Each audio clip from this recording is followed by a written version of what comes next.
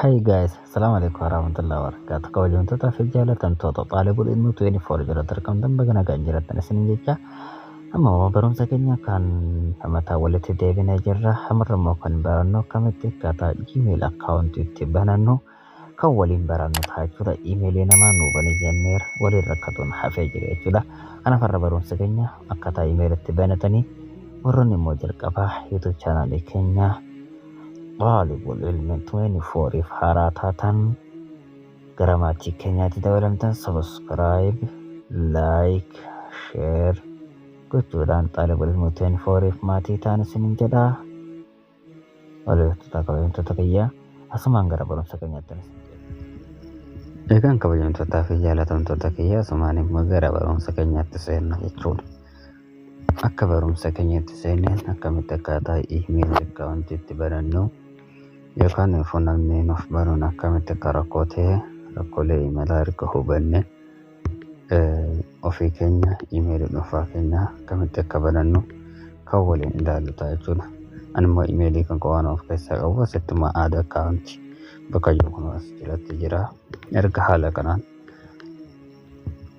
akkanatti add account jaa check info tokkolina password gaafata ka telefoona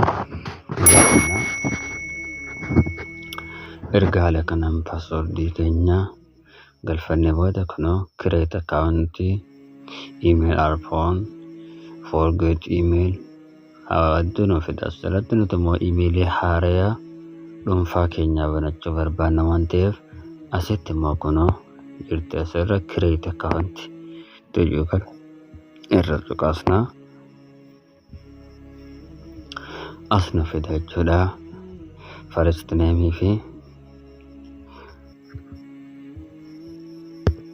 asirratti immoo maqaa abbaa keenyaa kennu jechuudha. Fakkeenyaaf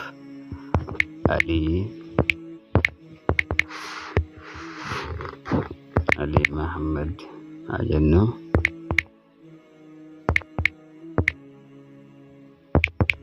Ali Muhammad next jennaani erga next jennee asitti immoo guyyaa gunnaa ji'a tokko baatii January barri immoo bira 1998 goonuu dhiiramoo asitti immoo dubartii damoo dhiirisiin jeesee fida asitti immoo meel jennaan dhiira jennaa. Achi booda immoo kun gara gadiitiin jirti samaayii kana next goona. Erga next goonee haala kana nuu dhufee booda kun gara gubbaarra maqaa wal faalleessuu nu fida kan filachuu kan immoo kanuma sirriidhaa jechuudha. Alii filannaa next jennaani. Erga next jenneen wanni murteessaan asii jechuudha. Password keessan sirriitti akeekkachuu qabdu jechuudha. Fakkeenyaaf Alii tokko lama sadii afur galchuu koodii amma dijiitii 8 lakkoofsaan hidhachuun bareedaadha. Kanaaf immoo next jennee seennaa. Erga next jennee seennee kun guutumatti emailii keenya banannee xumurree jirra jechuudha. Next jennaan ammallee erga immoo next jennee kun gara ol harkifnee gara gadii irra agirii wanti jedhamu kun irratti nuuf ba'a. Agirii jennaani.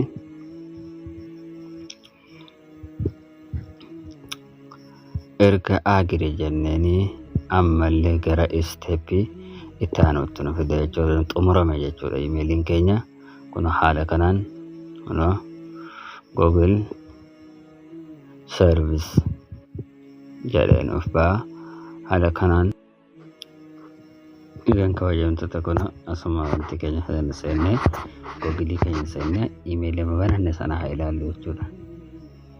Erga haala kanaan irra sarara tuqaasnaa kunoo emailiin immoo Alii jedhu kunoo gad jalaa kanatti naa argama.